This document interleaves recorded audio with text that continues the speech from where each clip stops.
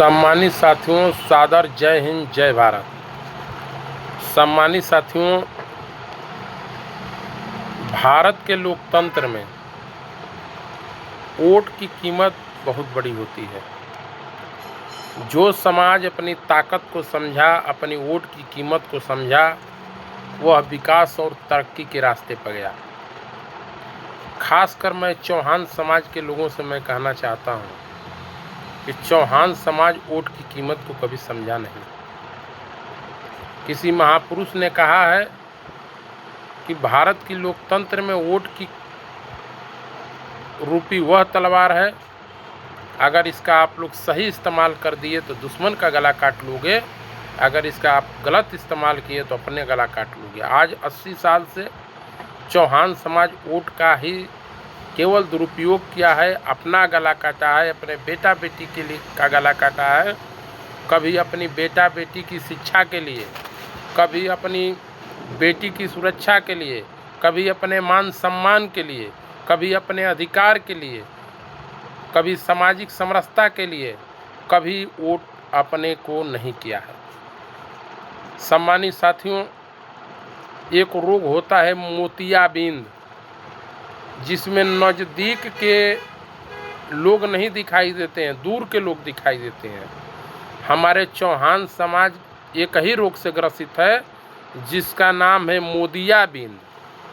मोदियाबिंद जिसको हो गया है, उसको अपनी समस्या नहीं दिखाई दे रही है।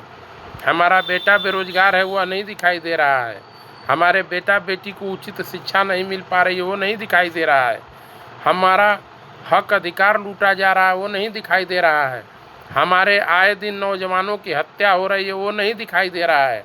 हमारी बेटा बेटियों के साथ छेड़खानी, बलात्कार जैसी घटनाएं हो रही हैं, वो नहीं दिखाई दे रहा है।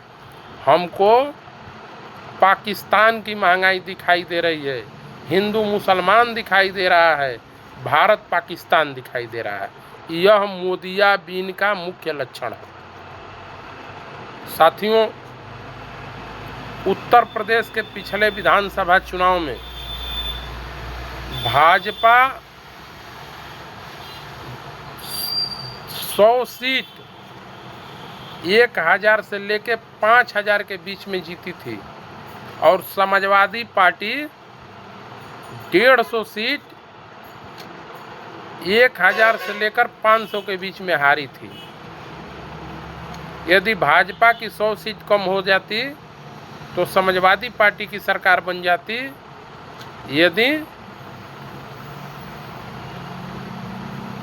यदि उतना सीट कम हो गई तो समाजवादी पार्टी सरकार बनाने से वंचित रहे।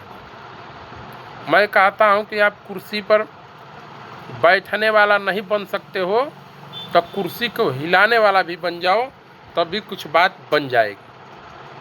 साथियों, मैथ में शून्य का कोई मतलब नहीं है, गणित में शून्य का कोई मतलब नहीं है, लेकिन गणित से शून्य को बाहर कर दिया जाए तो पूरी गणित खराब हो जाती है।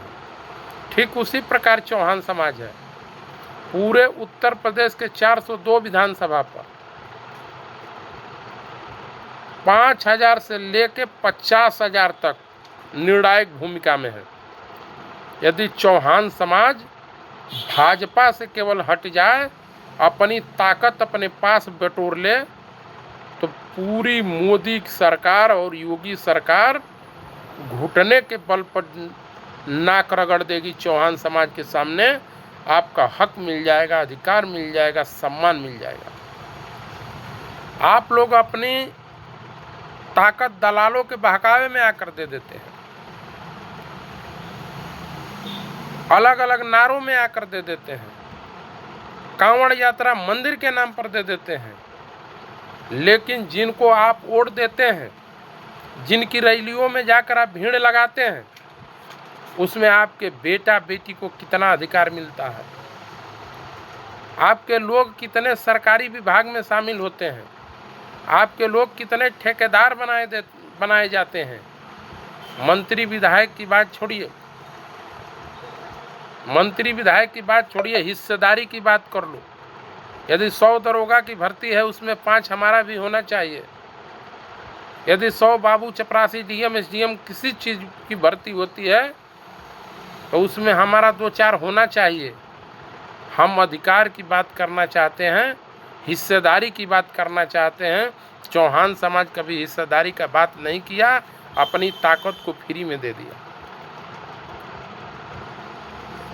और आप लोगों से निवेदन है कि आप लोग को मोदियाबिन से मुक्ति पाना चाहिए, समाज को मानसिक गुलामी छोड़ना चाहिए, अपने बेटा बेटी की मान सम्मान सुरक्षा हेतु, अधिकार सम्मान हेतु आइए जनता क्रांति पार्टी राष्ट्रवादी के नेता माननीय कमलेश चौहान जी के हाथों को मजबूत करें, तब जाकर आपकी बात बनेगी, तब जाकर आपका हक अधिकार और सम्मान मिलेगा। आगामी 2027 विधानसभा चुनाव में सपा भाजपा के पोषित दलालों के चक्कर में न पड़कर अपना एक एक कीमती वोट जनता क्रांति राष्ट्रवादी के नेता माननीय कमलेश चौहान जी के उम्मीदवारों को देकर भारी मतों से विजयी बनाने का काम करिएगा, तब जाकर आपकी बात बनेगी। इसी क्रांतिकारी अभिवादन के साथ आप सभी लोगों का जय हिंद, जय भारत, जय पृथ्वीराज चौहान।